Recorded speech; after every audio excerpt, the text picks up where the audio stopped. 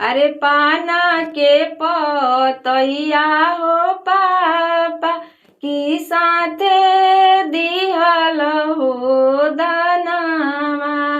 अरे पाना के पतैया हो पापा की साथे दिहल हो दनामा।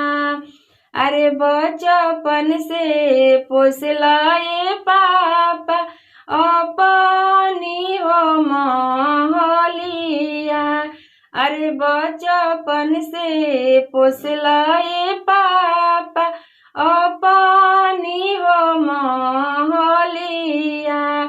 अरे धियावा के पोसिए पापा इतना बड़ा हो कोइला। अरे धियावा के पोसिए पापा इतना बड़ा हो कोइला। अरे कौने कारण माए पापा धियावा दाना हो कोइला। अरे कौने कारण माए पापा धियावा दाना हो कोइला। अरे दाना मात कोइला ए पापा भेजला दूर नगरिया।